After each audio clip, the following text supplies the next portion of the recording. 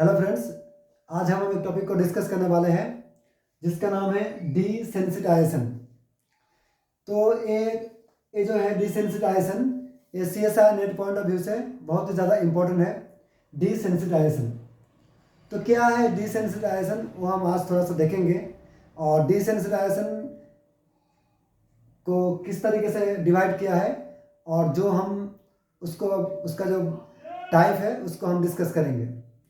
Desensitization का मतलब, अगर कोई एक इन्वायरमेंट में और सेलुलर इन्वायरमेंट में सिग्नलिंग मॉलिक्यूल का जो कंसंट्रेशन है वो अगर वो हाई हो, अगर सिग्नल हाई कंसंट्रेशन में प्रेजेंट हो, अगर सिग्नल हाई कंसंट्रेशन में है सिग्नलिंग मॉलिक्यूल, और जो सिग्नलिंग मॉलिक्यूल हाई कंसंट्रेशन में है वो प्रोलॉन्ग टाइम से है, बहुत ही ज़्यादा टाइम से वहाँ पर सिग्नलिंग मॉलिक्यूल कोई एक इन्वायरमेंट में और सेल में प्रेजेंट है कोई एक सिग्नलिंग मॉलिक्यूल, तो वो सिग्नलिंग जो मॉलिक्यूल है या तो यहाँ पर वो हाई कॉन्सेंट्रेशन में है और प्रोलॉन्ग टाइम से है, बहुत ही ज़्यादा टाइम से वहाँ पर है, डिग्रेडेशन उसका नहीं हुआ, तब क्या होता है? रिसेप्टर सिग्नल लेना बंद कर देता है। जब सिग्नल प्रेजेंट होता है प्रोलॉन्ग टाइम से हाई कंसेंट्रेशन में, तो after that the receptor gets desensitize, मतलब कि रिसेप्टर सिग्नल लेना बंद कर देता है। कि रिसेप्टर तो प्रेजेंट है, सिग्नलिंग मॉलिक्यूल है, पर सिग्नलिंग मॉलिक्यूल इतना ज़्यादा हाई कंसेंट्रेशन में है और सिग्नलिंग मॉलिक्यूल इतना ज़्यादा समय से है कि उसकी वजह से रिसेप्टर का डिसेंसिटाइजेशन हो रहा है। मतलब रिसेप्टर इनएक्टिवेशन होता है, रिसेप्टर का इनएक्टिवेशन हो जाता है, रिसेप्टर का एंडोसाइटोसिस होता है, और फिर से रिसेप्टर का एंडोसाइटोसिस करवा के फिर से रिसेप्टर का रीसेंसिटाइजेशन किया जाता है। तो डिसेंसिटाइज का मतलब रिसेप्टर का इनएक्टिवेशन होना, इनएक्टिवेशन होने के बाद रिसेप्टर को ठीक ठाक से एंडोसाइटोसिस करना, जाते क्योंकि रिसेप्टर को ठीक ठाक करना है।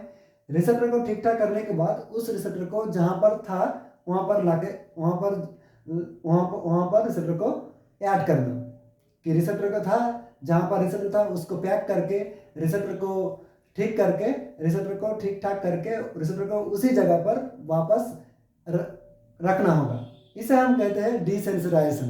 कि डिसेंसिटाइजेशन का मतलब रिसेप्टर का इनएक्टिवेशन होना, एंडोसाइटोसिस होना, और फिर से रिसेप्टर का उसी जगह पर वापस ऐड करना। तो यहाँ पर डिसेंसिटाइजेशन दो टाइप्स के होते हैं, एक तो होमोलोगस, एक तो हेटेरोलोगस। तो डिसेंसिटाइजेशन दो टाइप्स के होते हैं, होमोलोगस और हेटेरोलोगस। क्यों हम इसे होमोलोगस और हेटेरोलोगस कहते हैं? क्योंकि यहाँ पर सिग्नल जो मॉलिक्यूल होगा, होमोलोगस डिसेंसिटाइजेशन में जो सिग्नल मॉलिक्यूल होगा वो एपिनेफ्रिन होगा, और जो रिसेप्टर होगा वो एपिनेफ्रिन रिसेप्टर होगा। जो सिग्नलिंग मॉलिक्यूल है वो एपिनेफ्रिन होगा, और जो रिसेप्टर है वो एपिनेफ्रिन रिसेप्टर होगा, इसलिए इसे होमोलोगस डिसेंसिटाइजेशन कहते हैं। हेटेरोलोगस क्यों कहते हैं? सिग्नलिंग मॉलिक्यूल तो एपिनेफ्रिन है, सिग्नलिंग मॉलिक्यूल एपिनेफ्रिन है, पर रिसेप्टर क्या है? ग्लूकागॉन रिसेप्टर है। यहाँ पर रिसेप्टर है ग्लूकागॉन रिसेप्टर, यहाँ पर रिसेप्टर एपिनेफ्रिन नहीं है, इसलिए इसको कहते हैं हेटेरोलोगस डिसेंसिटाइजेशन। तो डिसेंसिटाइजेशन का मतलब मैंने बताया कि रिसेप्टर का इनएक्टिवेशन होगा, देन रिसेप्टर को ठीक ठाक किया जाएगा, ठीक ठाक करके रिसेप्टर को वापस उस मेम्ब्रेन में उस जगह पे वापस ऐड किया जाएगा। तो किस तरीके से होमोलोगस और हेटेरोलोगस डिसेंसिटाइजेशन होता है वो हम मैकेनिज्म डिस्कस करेंगे। अब हम डिस्कस करेंगे कि जो डिसेंसिटाइजेशन है, डिसेंसिटाइजेशन मैंने बताया था टू टाइप्स है, होमोलोगस और हेटेरोलोगस। तो जो होमोलोगस और हेटेरोलोगस डिसेंसिटाइजेशन है वो बिल्कुल सेम है, बस फर्क इतना है कि रिसेप्टर डिफरेंट है। कि होमोलोगस में रिसेप्टर एपिनेफ्रिन रिसेप्टर का होगा, और हेटेरोलोगस में रिसेप्टर होगा ग्लूकागॉन रिसेप्टर। और भी डिफरेंस है, होमोलोगस डिसेंसिटाइजेशन में ये जो बार्क मैंने लिखा है बीटा एडेनर्जिक रिसेप्टर काइनेज वो एक्टिवेट होता है, और हेटेरोलोगस में ये भी एक्टिवेट होता है, और जो प्रोटीन काइनेज है वो भी रिसेप्टर का इनएक्टिवेशन में मदद करता है। तो हम डिस्कस करेंगे कि मैंने यहाँ पर ड्रॉ किया है होमोलोगस डिसेंसिटाइजेशन। तो यहाँ पर जो भी सिग्नलिंग मॉलिक्यूल है ये है एपिनेफ्रिन। क्या है? एपिनेफ्रिन। तो मैं सीक्वेंस वाइज आपको बताता हूँ, आप याद रखिए। यहाँ पर है एपिनेफ्रिन सिग्नलिंग मॉलिक्यूल, यहाँ पर है रिसेप्टर जिसका नाम है एपिनेफ्रिन रिसेप्टर। Epinephrine receptor. तो पहला स्टेप क्या होता है कि एपिनेफ्रिन यहाँ पर एपिनेफ्रिन रिसेप्टर के साथ आके बाइंड हुआ। जी अल्फा एस जो है किस कंडीशन में है? जीडीपी कंडीशन में। यहाँ पर जी अल्फा एस जीटीपी किस तरीके से किस में कन्वर्ट हुआ? जी अल्फा एस जीटीपी। जी अल्फा एस जीटीपी एक एंजाइम को एक्टिवेट कर जिसका नाम है एडेनाइल साइक्लेज। एडेनाइल साइक्लेज एक्टिवेशन होने के बाद एडेनाइल साइक्लेज एटीपी को सीएमपी में कन्वर्ट करता है। एडेनाइल साइक्लेज एटीपी को सीएमपी में कन्वर्ट करता है। सीएमपी क्या करता है? फर्दर स्टेप में सीएमपी प्रोटीन काइनेज ए को एक्टिवेट करता है। प्रोटीन काइनेज ए को एक्टिवेट करता है। प्रोटीन काइनेज ए यहाँ पर एक्टिवेट करता है बार्क काइनेज जिसका नाम है बीटा एड्रेनर्जिक रिसेप्टर काइनेज। तो मैंने क्या बताया कि एपिनेफ्रिन पहले एपिनेफ्रिन रिसेप्टर के साथ जाकर बाइंड हुआ। रिसेप्टर एक्टिवेशन होने के बाद जी अल्फा एस जीडीपी जी अल्फा एस जीटीपी में कन्वर्ट हुआ। जी अल्फा एस जीटीपी एक एंजाइम को एक्टिवेट करता है जिसका नाम है एडेनाइल साइक्लेज। एडेनाइल साइक्लेज एटीपी को सीएमपी में कन्वर्ट करता है। सीएमपी प्रोटीन काइनेज ए को एक्टिवेट करता है। प्रोटीन काइनेज ए बार्क एक प्रोटीन है जिसको काइनेज प्रोटीन जिसका नाम है बीटा एड्रेनर्जिक रिसेप्टर काइनेज। तो इसको एक्टिवेशन करता है protein kinase A. BARK kinase activation होने के बाद बार्क काइनेज क्या करता है? बार्क काइनेज है तो वो जो काइनेज है तो वो कोई एक प्रोटीन में क्या करेगा? फॉस्फेट ग्रुप को ऐड करेगा। तो काइनेज बीटा बार्क काइनेज क्या करता है? रिसेप्टर में जो सेरिन थ्रेनिन है, सेरिन और थ्रेनिन साइटोप्लाज्मिक साइट में, रिसेप्टर का साइटोप्लाज्मिक साइट में यहाँ पर क्या होगा? यहाँ पर सेरिन थ्रेनिन में क्या होगा? फॉस्फेट ग्रुप को ऐड करेगा। कौन ऐड करेगा? बार्क। तो यहाँ पर बार्क रिसेप्टर का साइटोप्लाज्म डोमेन में फॉस्फेट ग्रुप को ऐड करता है। तो रिसेप्टर का यहाँ पर क्या हुआ? फॉस्फोरिलेशन हुआ। जब भी रिसेप्टर का फॉस्फोरिलेशन होता है रिसेप्टर का इनएक्टिवेशन हो जाता है। तो यहाँ पर रिसेप्टर का साइटोप्लाज्म साइट में फॉस्फेट ग्रुप को ऐड किया, रिसेप्टर का इनएक्टिवेशन हो गया। रिसेप्टर का इनएक्टिवेशन होने के बाद यहाँ फॉस्फोरिलेशन साइट में एक प्रोटीन बाइंड होता है जिसका नाम है बीटा एरेस्टिन। जो यहाँ पर फॉस्फोरिलेशन साइट है जहाँ पर बार्क काइनेज रिसेप्टर में फॉस्फेट ग्रुप को ऐड किया, उस साइट में फॉस्फोरिलेशन साइट में एक प्रोटीन बाइंड हुआ जिसका नाम है बीटा एरेस्टिन। बीटा एरेस्टिन के साथ ये मैंने दिखाया है बीटा एरेस्टिन। बीटा एरेस्टिन के साथ यहाँ पर बाइंड हुआ, ये मैंने दिखाया है क्लैथरिन प्रोटीन। क्लैथरिन प्रोटीन के साथ एक और प्रोटीन बाइंड है जिसका नाम है AP2 और AP2 प्रोटीन। तो यहाँ पर फॉस्फोरिलेशन रिसेप्टर का फॉस्फोरिलेशन कौन करवाया? बार्क यहाँ पर रिसेप्टर का साइटोप्लाज्म साइट में फॉस्फेट ग्रुप को ऐड किया। फॉस्फेट ग्रुप ऐड होने के बाद यहाँ पर रिसेप्टर का फॉस्फोरिलेशन साइट में बीटा एरेस्टिन बाइंड हुआ। बीटा एरेस्टिन बाइंड होने के बाद यहाँ पर क्या हुआ? यहाँ पर क्लैथरिन प्रोटीन बाइंड हुआ, यहाँ पर AP2 प्रोटीन भी बाइंड हुआ। तो रिसेप्टर का इनएक्टिवेशन यहाँ पर हो गया। जब भी बार्क काइनेज रिसेप्टर में साइटोप्लाज्म साइट में फॉस्फेट ग्रुप को ऐड किया तब भी रिसेप्टर का इनएक्टिवेशन हो गया। रिसेप्टर का इनएक्टिवेशन होने के बाद यहाँ पर रिसेप्टर का पैकिंग होगा वेसिकल में। इसको नाम है एंडोसाइटिक वेसिकल। तो रिसेप्टर का इनएक्टिवेशन होने के बाद यहाँ पर रिसेप्टर का पैकिंग हुआ। यहाँ पर रिसेप्टर का क्या हुआ? पैकिंग हुआ। रिसेप्टर का पैकिंग होने के बाद वेसिकल में यहाँ पर क्या हुआ? यहाँ पर रिसेप्टर में जो फॉस्फेट ग्रुप ऐड था यहाँ पर रिसेप्टर का डीफॉस्फोराइलेशन हो गया। Receptor dephosphorylation.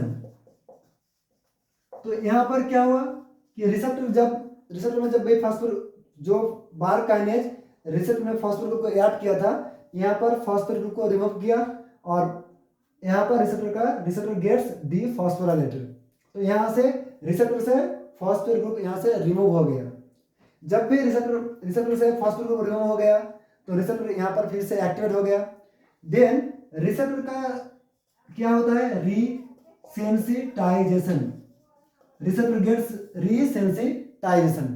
जब रिसेप्टर का रीसेंसिटाइजेशन हो गया, रिसेप्टर फिर से यहाँ पर ऐड हो गया, मेम्ब्रेन में फिर से ऐड हो गया। तो यहाँ पर बारकाइनेज क्या किया था, बारकाइनेज रिसेप्टर में यहाँ पर फॉस्फेट ग्रुप को ऐड किया था। फॉस्फेट ग्रुप को ऐड होने के बाद यहाँ पर रिसेप्टर में साइटोप्लाज्म साइड में बीटा एरोस्टिन, क्लैथरिन और AP2 प्रोटीन यहाँ पर बाइंड होगा। तो जब भी रिसेप्टर का रिसाइकलिंग होगा तब फिर से क्लैथरिन, AP2 प्रोटीन और AP2 प्रोटीन, क्लैथरिन और बीटा एरोस्टिन का उसका भी रिसाइकलिंग यहाँ पर होगा। तो रिसेप्टर का फिर से यहाँ पर पैकिंग हुआ। पैकिंग होने के बाद रिसेप्टर से फॉस्फेट ग्रुप को यहाँ से रिमूव कराया। जब रिसेप्टर से फॉस्फेट ग्रुप को रिमूव करवाया तो रिसेप्टर गेट्स डीफॉस्फोरेशन। यहाँ पर सिग्नल जो मॉलिक्यूल है एपिनेफ्रिन, सिग्नल मॉलिक्यूल का भी डिग्रेडेशन होता है। तो सिग्नल मॉलिक्यूल डिग्रेडेशन होता है।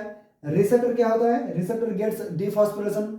रिसेप्टर में फॉस्फेट ग्रुप रिमूव हो जाता है। तो रिसेप्टर से यहाँ से फॉस्फेट ग्रुप रिमूव हो गया। तो signal degradation, receptor dephosphorylation and then receptor resensitization. एक बार रिसेप्टर का रीसेंसिटाइजेशन हो गया तो ये रिसेप्टर इस वेसिकल क्या करेगा, इस रिसेप्टर को यहाँ से मेम्ब्रेन के ऊपर फिर से फिट कर देगा। तो ये था होमोलोगस डीसेंसिटाइजेशन बारे में कुछ इंफॉर्मेशन। यहाँ पर जो हेटेरोलोगस डीसेंसिटाइजेशन है, हेटेरोलोगस डीसेंसिटाइजेशन में यहाँ पर एक रिसेप्टर मैंने बताया था जिसका नाम है ग्लूकागोन रिसेप्टर। यहाँ पर नाम है ग्लूकागोन रिसेप्टर। मैंने बताया था कि होमोलोगस हेटेरोलोगस डीसेंसिटाइजेशन में सिग्नल एपिनेफ्रिन होगा, पर रिसेप्टर क्या होगा, ग्लूकागोन रिसेप्टर होगा हेटेरोलोगस डीसेंसिटाइजेशन में। तो यहाँ पर जो ग्लूकागोन रिसेप्टर का फर्स्ट साइटोप्लाज्म में उसका डोमेन है, रीजन है, यहाँ पर फॉस्फेट ग्रुप ऐड होता है। यहाँ पर ग्लूकागोन रिसेप्टर में यहाँ पर फॉस्फेट ग्रुप का ऐड होता है और फॉस्फेट ग्रुप को ऐड करने का काम करता है प्रोटीन काइनेज ए। तो हेटेरोलोगस डीसेंसिटाइजेशन में प्रोटीन काइनेज ए ग्लूकागोन रिसेप्टर के ऊपर फॉस्फेट ग्रुप को ऐड करके ग्लूकागोन रिसेप्टर का इनएक्टिवेशन करता है। फिर से ग्लूकागोन रिसेप्टर का वेसिकल में पैकिंग करके रिसेप्टर का डीफॉस्फोरेशन करके रिसेप्टर का रीसेंसिटाइजेशन करके फिर से ग्लूकागोन रिसेप्टर को ये सेम मैकेनिज्म में यहाँ मेम्ब्रेन के ऊपर ऐड करता है। तो होमोलोगस और हेटेरोलोगस डीसेंसिटाइजेशन दोनों मैकेनिज्म सेम है। तो आप याद रखिए। तो यहाँ पर मैं रिपीट करता हूँ कि यहाँ पर रिसेप्टर जो है, रिसेप्टर के साथ एपिनेफ्रिन बाइंड हुआ। बाइंड होने के बाद जी अल्फा एस जो जीडीपी फॉर्म में था, G alpha S GDP form में आया। G alpha S GTP adenyl cyclase को एक्टिवेट किया। एडिनाइल साइक्लेज एटीपी को सीएमपी में कन्वर्ट किया। सीएमपी प्रोटीन काइनेज ए को एक्टिवेशन किया। Protein kinase A bar kinase जिसका नाम है beta adrenergic protein receptor kinase, उसको एक्टिवेशन किया। बार काइनेज रिसेप्टर में जो साइटोप्लाज्मिक डोमेन है उसको फॉस्फेट ग्रुप साइटोप्लाज्मिक डोमेन में फॉस्फेट ग्रुप को ऐड किया। तो यहाँ पर रिसेप्टर गेट्स फॉस्फोरिलेटेड। यहाँ पर फॉस्फेट ग्रुप ऐड होने के बाद इस साइड में फॉस्फोरिलेशन साइड में बीटा एरोस्टिन, क्लैथरिन और AP2 प्रोटीन बाइंड हुआ। देन रिसेप्टर जब भी रिसेप्टर में फॉस्फेट ग्रुप को ऐड हुआ देन रिसेप्टर गेट्स इनएक्टिवेशन। तो रिसेप्टर इनएक्टिवेशन हो गया। रिसेप्टर इनएक्टिवेशन होने के बाद रिसेप्टर का पैकिंग होता है वेसिकल में।